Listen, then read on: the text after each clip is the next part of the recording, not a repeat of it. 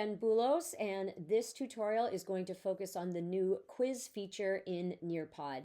There have been some significant updates that I think you are going to love. So let's get started.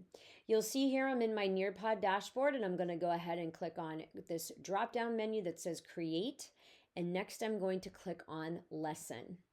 You'll see here there are 4 ways we can begin creating engaging lessons. We are going to focus on creating a quiz.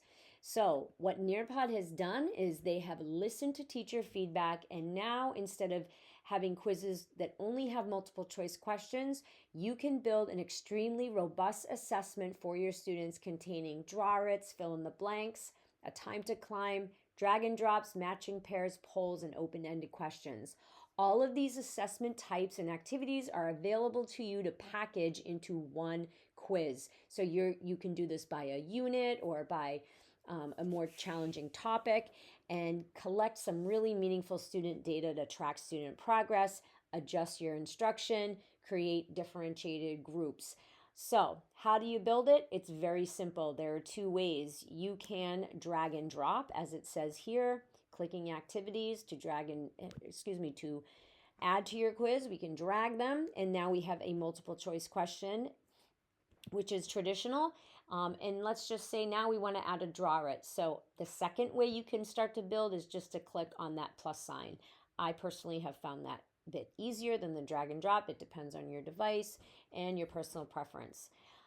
So I'm going to add a fill in the blank for students to demonstrate their understanding of vocabulary. I'm going to finish my quiz with an open-ended question. As a teacher, you can pick and choose to do anything you want. You can just drag and drop if you want to reorder any of those questions. If you need to delete anything, you can hover over those 3 dots. You can select delete. If you want to duplicate something, you can hit duplicate. You can copy or paste those questions. So now the quiz is ready to start building. You can click on multiple choice, add your question and answer choices here. Go on to your draw it. You can add a custom background, or your students can draw on a blank background. You noticed on the side panel here, this is additional standard aligned content that you can search for. You can enter your search term here from your curriculum, search by grade level as well. So that is fantastic. Don't forget about that excellent Nearpod library that you have access to.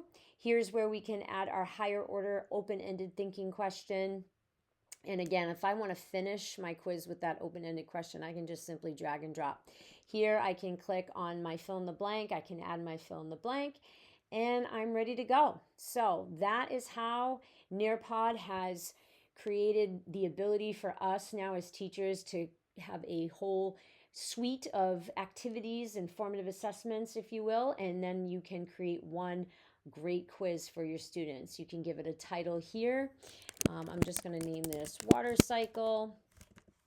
And now because I haven't built it yet, it's going to tell me I can't teach it yet, but it will save it as a draft. So the last thing I want to mention too, over here on the right, because it's a quiz, you're going to want to turn on student pace mode so that your students can answer the questions at their own pace. That's probably a best practice regarding that type of assessment. And you also may want to consider adding a timer. So this is another great way to help students start to manage their time and think critically and make some higher level decisions. So I hope this has been helpful. I hope you're excited to try it. If you have any questions at all about how to create a quiz in Nearpod with this new update, please let me know. I'm going to go ahead and click on that Nearpod logo on my homepage in the upper left, and you're going to see there's that water cycle there. It's been saved as a draft. I can go ahead and edit to continue building, or I can save my changes there. Thank you so much for watching, and I hope to work with you throughout this school year. Thank you.